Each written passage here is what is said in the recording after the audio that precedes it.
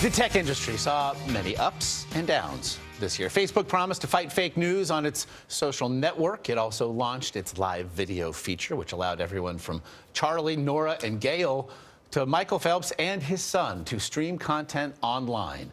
The power of hackers, meanwhile, was seen during the presidential election of all things, and fashion fused with technology to produce Nike's self-lacing shoes. Really? What are we doing for ourselves anymore? CBS News contributor Nicholas Thompson, editor of the New Yorker magazine's website, good enough to join us. And he laced his own shoes? Yeah, you guys are not wearing a Nike Self-lacing loafers this morning. All right, so as we hurtle towards a world of Wall-E, you said your moment of the year for the tech industry was the showdown between the FBI and Apple. May have been looming for some time, but we really finally saw it.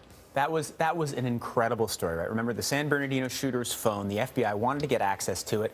Normally, government can say, hey, give us the phone. The tech companies comply. This time, they wanted Apple to actually build software to help them get into the phone. Apple said no. The whole tech industry joined hands and said, absolutely not. And there was a battle royale that went on for weeks.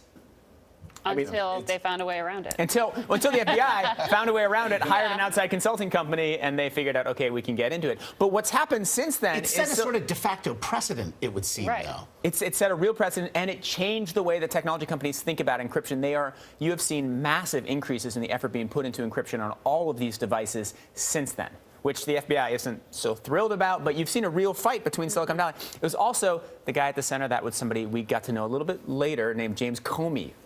This is like the world was introduced to James Comey then. It was quite an interesting battle. So you talk, I mean, well, the other big story for me was Facebook and fake news. And, you know, just yesterday, there was an activation of a safety check feature after some news came out about a bombing in Bangkok, and news out of Bangkok. And they're saying they activated this now.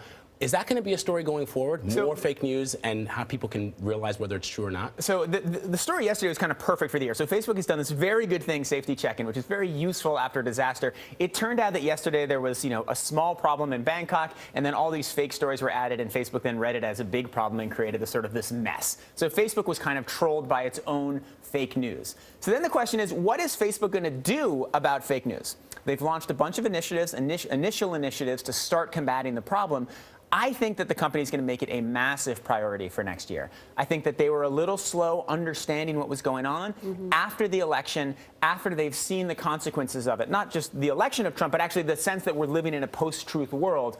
Facebook is going to work very hard to counter it. Is it also Facebook fundamentally reassessing itself? Mark Zuckerberg has said, we are not a media company, we are a tech company. Right. It seems a more difficult argument to make by the day. Well, it's kind of an amazing, right? So Facebook had no interest in becoming a media company, and now they own the news, right? Like they sort of accidentally acquired the media. And now they have to figure out what to do. I mean, if that's true, they did not get into this, and then they noticed, oh, people are sharing the news in their news feed. Oh, they're sharing a lot. Oh, in fact, all of the traffic for these websites comes from Facebook. Right. I guess we have a responsibility. So they're dealing with that now. It feels like technology was sort of caught on the defensive this year, playing catch up to the hackers. I mean, we're even seeing that in our political life now. Yep.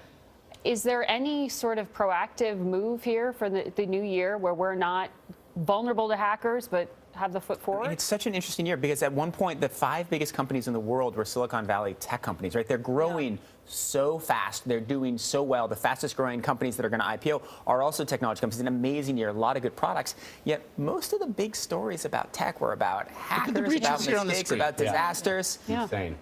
So yes, it's going to be this constant battle of catch up, this constant crisis after crisis, but also amazing innovation underlying it that really benefits us in ways that we don't always notice. And so here we are, the denouement. Innovation that benefits us. Right. Or some people say the innovation that renders humans just obsolete, passive. The Wall-E world is what you say. All right. Yeah, that's where we're getting. Driverless cars, yes or no? Absolutely. Oh, no. Are we going to have them? Yeah. Sort of. Right. Do we want them? Yes.